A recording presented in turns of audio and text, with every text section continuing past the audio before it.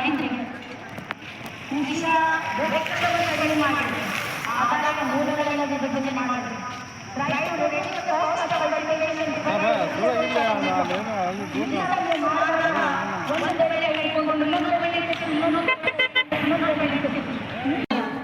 ಸರ್ವಜ್ಞ ಒಂದು ಕಡೆ ಒಕ್ಕಲಿಲ್ಲದ ಲೆಕ್ಕವಿಲ್ಲದ ಬಿಹಾರ.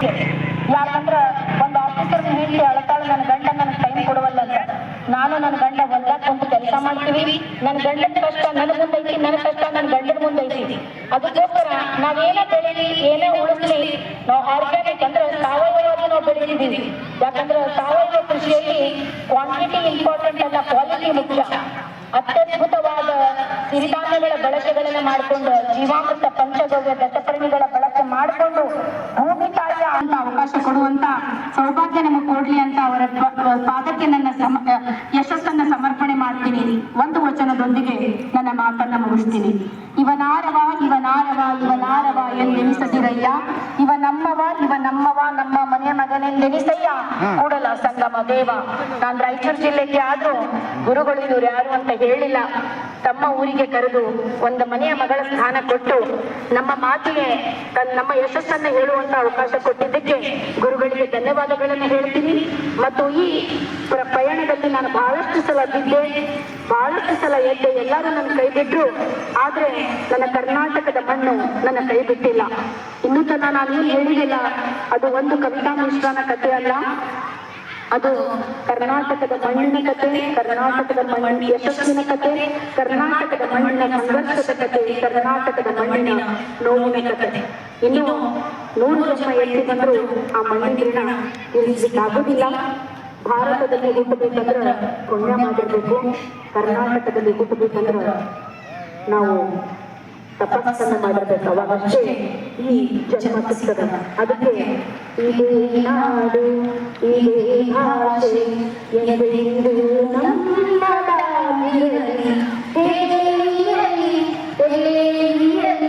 ಕನ್ನಡವೇ ನಮ್ಮ ಉಸಿರಿರಲಿ.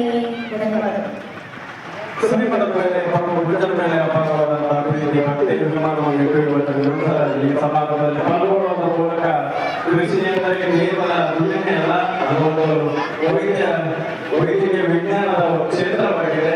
ನಾವು ಯಾವ ರೀತಿಯಾಗಿ ಅದರಲ್ಲಿ ಶ್ರಮವನ್ನು ಹಾಕ್ತೀವಿ ಅಥವಾ ಆರಾಮಾಗಿರ್ತೀವಿ ಅನ್ನುವಂಥ ನುಡಿಯಿಂದ ಅಂದ್ರೆ ಕೃಷಿ ಕ್ಷೇತ್ರದಲ್ಲಿ ವಿಶೇಷವಾಗಿರತಕ್ಕಂಥ ಸಾಧನೆಯನ್ನು ಮಾಡುವುದರ ಮೂಲಕ ಇಲ್ಲಿ ರೈತರು ತಮ್ಮ ಫಾರ್ಮಲ್ಲಿ ಅನೇಕ ರೈತರು ಅನುಭವದಿಂದ ನೋಡ್ಕೊಂಡು ಹೋಗಿ.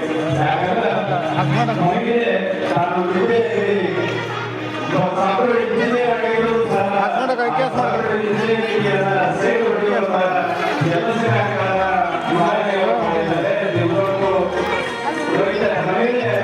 ಕೃಷಿ ಕ್ಷೇತ್ರದಲ್ಲಿ ಯಶಸ್ವಿಯಾಗಿರ್ತಕ್ಕಂಥ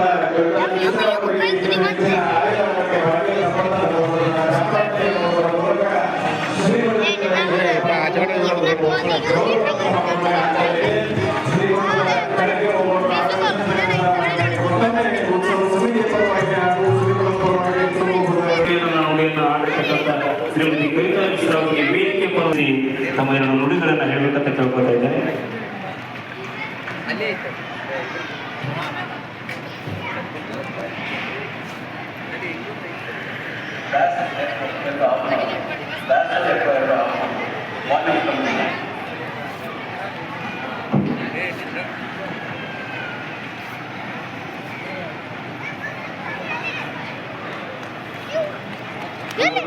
विष्णु गुरुदेव महेश्वर साक्षात परब्रह्म तस्मै श्री गुरुवे नमः. अन्नपूर्णे सदापूर्णे शंकर प्राणवल्लभे ज्ञान वैराग्य सिद्ध्यर्थम दीक्षामूर्ति जपाल.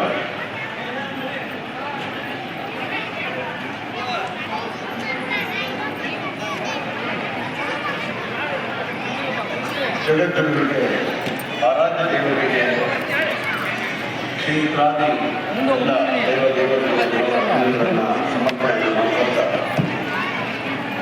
ಗದಗ ಜಿಲ್ಲೆ ನೆಲವಿನ ತಾಲೂಕಿನ ಸುಳಿ ಗ್ರಾಮದಲ್ಲಿ ವೀರಶೈವ ಧರ್ಮಪೀಠದ ಜಗದ್ಗುರುಗಳ ಅಡ್ಡಪಲ್ಲಕ್ಕಿ ಮಹೋತ್ಸವ 50ನೇ ವರ್ಷದ ರಥೋತ್ಸವ ನಿಮಿತ್ತ ನೂತನ ರಥ ಲೋಕಾರ್ಪಣೆ ಕಾರ್ಯಕ್ರಮ ತತ್ಸಂಬಂಧವಾಗಿ ಆಯೋಜನೆ ಮಾಡಿಕೊಂಡಿರ್ತಕ್ಕಂಥ ಆರೋಗ್ಯ ಸಂವರ್ಧನೆ, ಕೃಷಿ ನೆನಪು, ಮಹಿಳಾ ಜಾಗೃತಿ, ಯುವ ಜಾಗೃತಿ, ಹಿರಿಯ ನಾಗರಿಕರ ಸಂರಕ್ಷಣಾ ಸಮಿತಿ ನಮ್ಮನ್ನೆಲ್ಲರನ್ನ ಅನುಗ್ರಹಿಸಿ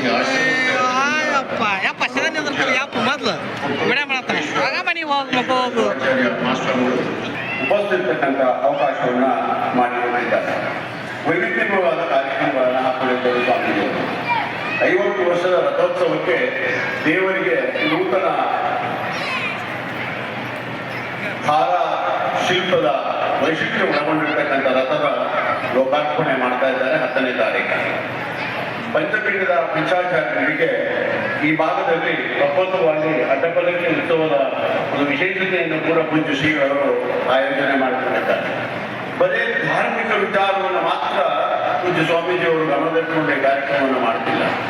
ಈ ಕಾರ್ಯಕ್ರಮದಲ್ಲಿ ಮಾನವ ಧರ್ಮದ ಮುಖಾಂತರವಾಗಿ ಮಾನವ ಧರ್ಮದಿಂದ ಧರ್ಮ ರಕ್ಷಣೆ ಹೇಗೆ ಆಗಬೇಕು ಅನ್ನುವುದಕ್ಕೆ ಪೂರಕವಾಗಿರ್ತಕ್ಕಂಥ ರೀತಿಯಲ್ಲಿ ಆರೋಗ್ಯದ ಬಗ್ಗೆ ಗಮನ ಕೊಟ್ಟಿದ್ದಾರೆ, ಕೃಷಿಯ ಬಗ್ಗೆ ಗಮನ ಕೊಟ್ಟಿದ್ದಾರೆ, ಮಹಿಳೆಯ ಬಗ್ಗೆ ಗಮನ ಕೊಟ್ಟಿದ್ದಾರೆ, ಯುವಕರ ಬಗ್ಗೆ ಗಮನ ಕೊಟ್ಟಿದ್ದಾರೆ, ಹಿರಿಯರ ಬಗ್ಗೆ ಗಮನ ಕೊಟ್ಟುವಂತ ಒಂದು ವಿಶೇಷವಾಗಿರ್ತಕ್ಕಂಥ ಪರಿಪೂರ್ಣವಾಗಿರ್ತಕ್ಕಂಥ ಒಂದು ಸಂಯಮದ ಸ್ವರೂಪವನ್ನು ಜೋಡಿಸಿಕೊಂಡು ಈ ಕಾರ್ಯಕ್ರಮವನ್ನು ರೂಪಿಸಿದ್ದಾರೆ. ಇದು ಬಹಳ ಮುಖ್ಯವಾಗಿ ಸಮಾಜಕ್ಕೆ ಇವತ್ತು ಬಹಳ ಬೇಕಾಗಿರ್ತಕ್ಕಂಥ ವಿಷಯವಾಗಿದೆ.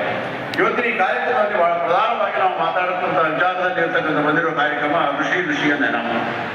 ಈಗಾಗಲೇ ಶ್ರೀಮತಿ ಕವಿತಾ ಮಿಶ್ರಾ ಅವರು ಬಹಳ ಖರಾರೋಪವಾಗಿ ಯಾವ ರೀತಿಯಾಗಿ ಕೃಷಿ ನಮ್ಮನ್ನ ಜೀವಂತವಾಗಿರುತ್ತದೆ ಮಾತ್ರ ಅಲ್ಲ, ನಾವು ಬದಲಾವಣೆಯನ್ನು ಮಾಡಿಕೊಳ್ಳದೇ ಇರ್ತಕ್ಕಂಥ ರೀತಿಯಲ್ಲಿ ಹೋದಾಗ ಯಾವ ಕೃಷಿಕನೂ ಕೂಡ ಅದಕ್ಕೆ ಕೃಷಿ ಮತ್ತಿನ ಸಹಕಾರ ಸಂಘಗಳು ಬಹಳ ಅದ್ಭುತವಾಗಿರ್ತಕ್ಕಂಥ ರೀತಿಯಲ್ಲಿ ಕೆಲಸವನ್ನು ಮಾಡ್ತಾ ಇದ್ದಾರೆ. ಈ ಭಾಗದ ಜನರಿಗೆ ಈ ಸಾವಯವ ಗೊಬ್ಬರವನ್ನು ನಿರ್ಮಾಣ ಮಾಡ್ತಾ ಇರ್ತಕ್ಕಂಥವರು ಕೂಡ ಒಂದು ದೊಡ್ಡ ಪಾಲನ್ನು ಕೊಡ್ತಾ ಇದ್ದಾರೆ. ಕಾರಣ ಏನು? ಇವತ್ತು ರಾಸಾಯನಿಕ ಗೊಬ್ಬರಗಳನ್ನ ನಾವು ಲ್ಯಾಬೊರೇಟರಿಯಲ್ಲಿ ಪರೀಕ್ಷೆ ಮಾಡಿಸಿದ್ರೆ ಅದರಲ್ಲಿ ನೈಟ್ರೋಜನ್ ಎಷ್ಟಿದೆ, ಪೊಟ್ಯಾಷ್ ಎಷ್ಟಿದೆ, ಅದನ್ನು ಪರೀಕ್ಷೆ ಮಾಡಿ ಇಂತಿಷ್ಟೇ ಇದೆ ಅಂತ ನಿಖರವಾಗಿ ಹೇಳುವುದಕ್ಕೆ ಸಾಧ್ಯವಾಗ್ತದೆ. ಅದೇ ಸಾವಯವ ಗೊಬ್ಬರಗಳನ್ನು ಮಾಡಿರ್ತಕ್ಕಂಥವರನ್ನ ದೃಢವಾಗಿ ಇಂತಿಷ್ಟೇ ಅದರಲ್ಲಿರ್ತಕ್ಕಂಥ ಮೆಗ್ನೀಷಿಯಂ ಇರ್ಬೋದು, ಪೊಟ್ಯಾಷಿಯಂ ಇರ್ಬೋದು, ಎಷ್ಟಿದೆ ಅನ್ನೋದನ್ನ ಇವತ್ತಿಗೂ ಕೂಡ ಪರಿಪೂರ್ಣವಾಗಿ ಪಟ್ಟಿ ಮಾಡಿಕೊಡುವಂತಹ ವ್ಯವಸ್ಥೆ ನಮ್ಮ ದೇಶದಲ್ಲಿ ಇನ್ನೂ ಕೂಡ ಪ್ರಾರಂಭ ಸರಿಯಾಗಿ ಆಗಿಲ್ಲ. ಸಾವಯವ ಕೃಷಿಯಲ್ಲಿ ಬೆಳೆದಿರ್ತಕ್ಕಂಥ ಕ್ರಮ ಪದ್ಧತಿಯಲ್ಲಿ ಈ ಸಾವಯವ ಕೃಷಿಯಲ್ಲಿ ಬೆಳೆದಂತ ಅಕ್ಕಿಗೆ ಈ ಗುಣಗೌರವ ಇದೆ ಅನ್ನೋದನ್ನ ಸಾಧನಪಡಿಸತಕ್ಕಂಥ ವ್ಯವಸ್ಥೆಗೆ ಕಾರಣವಾಗ್ತದೆ. ಇವತ್ತು ಕೃಷಿ ಪತ್ತಿನ ಸಹಕಾರ ಸಂಘಗಳು ನಮ್ಮ ರೈತರನ್ನು ಸಂರಕ್ಷಣೆ ಮಾಡತಕ್ಕಂಥ ರೀತಿಯಲ್ಲಿ ಆ ಸಾವಯವ ಗೊಬ್ಬರ ಇರಬಹುದು, ಸಾವಯವದಲ್ಲಿ ನಿರ್ಮಾಣ ಮಾಡತಕ್ಕಂಥ ಅಕ್ಕಿಯ ಗುಣಗೌರವವನ್ನು ಸಮಾಜಕ್ಕೆ ಸ್ಪಷ್ಟಪಡಿಸತಕ್ಕಂಥ ಒಂದು ವಾತಾವರಣ ಸರ್ಕಾರದ ಮುಖಾಂತರವಾಗಿ ಇವತ್ತು ಆಗಬೇಕು. ಈ ಭಾಗದ ಗೌರವಾನ್ವಿತ GS ಪಾಟೀಲ್ ರವರು ಇವತ್ತಿನ ಕಾರ್ಯಕ್ರಮವನ್ನು ಉದ್ಘಾಟನೆ ಮಾಡಿದ್ದಾರೆ. ಸರ್ಕಾರದ ಗಮನವನ್ನು ಸೆಳೆದಿದೆ. ಸಾವಯವ ಪದ್ಧತಿಯಲ್ಲಿ ಸೃಷ್ಟಿ ಮಾಡಿದಂಥ ಕೃಷಿಯನ್ನ ಅದಕ್ಕೆ ಉತ್ತಮ